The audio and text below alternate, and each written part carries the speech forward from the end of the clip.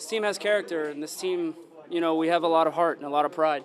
And I think a lot of the talk the past couple of months has been our inability to hold on to leads, and some of that talk has been fair, but I think a lot of it, we don't want that to define us for the season. I mean, we're on a historical run right now, and it almost feels like it's kind of been, insignificant because of the blown leads. And I feel like, sure, we should have some criticism and we should feel upset about blowing some of those leads, but at the same time, we should feel really proud about what we're doing at this club, because it's a big source of pride for us. And we know that when the games get tough and that when our backs are against the wall and when playoffs are right around the corner, we have to be able to see games out and we have to get tougher. And I think after the Toronto game, we said, let's draw a line in the sand. It has to stop.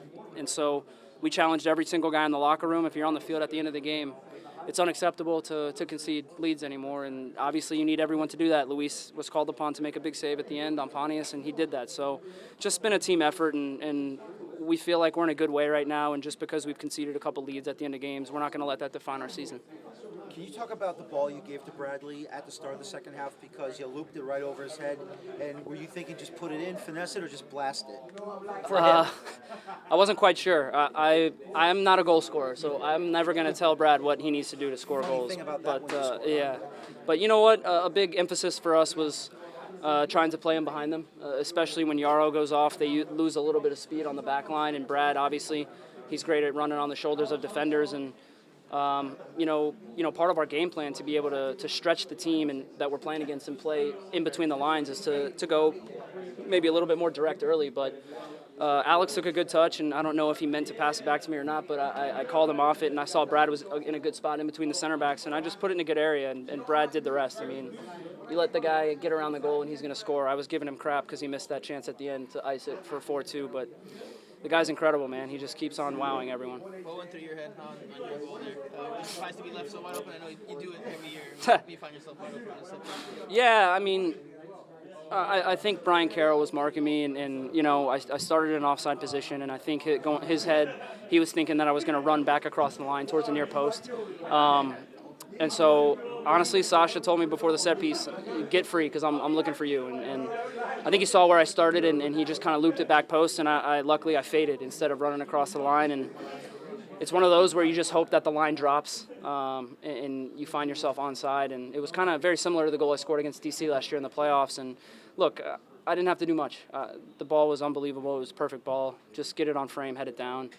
And it was a great feeling, obviously. I've been injured the past couple of months, and it's never a good feeling when you're out, and to be able to come in and play in a big game like this and help the team win it's a good feeling. I still got a long ways to go, though.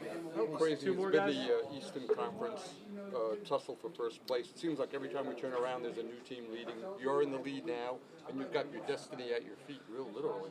Yeah, it's been a great, very MLS type of season. Teams jockeying for positions, teams going on big winning streaks, and then teams going on some losing streaks. I mean, we started the season 1-6, and if you would have told us we would be fighting for first in the East right now, people would have probably called you crazy. But this team has a lot of fight. This team has a lot of character, and we're a veteran group. We know that if you have a slow start, you can always get back into it. And so with the parity that exists in MLS, you need to try to create momentum going into the last part of the season, and I think we're doing that right now. We're in a good way right now. Even with the blown leads, we feel really good about ourselves and where we're at as a team, and we need to continue to move forward and progress and get better, but getting guys healthy and hopefully Daniel Royer's injury is not too bad, and getting Ronald back will give us some more depth, and we feel like no matter who steps on the field for us, we can get the job done. So this is a big step in the right direction, playing a team like Philly. I can't give them enough credit. They're a very, very good team, one of the best teams in the league this year, and they're much improved from last year. So when we play against them, we know it's always going to be a tough game because they're one of the better teams in the league. Dax, Jesse kind of mentioned Brad's increased leadership role after the game. What have you seen out of him in that role, in addition to what he's been doing on the field? Well, yeah, Brad's a humble guy, and Brad's never a guy that's going to be the loudest voice in the locker room. He likes to do his talking on the field, but Jesse has challenged him to be more vocal and to be a guy that steps up in tough moments as being more of a vocal leader, because people listen to him, people follow him. He's one of the best players this club has ever seen, and when you have a guy with that pedigree and a guy with that ability that he has to score goals and win games for us, people listen to him. So the leadership on this team is fantastic.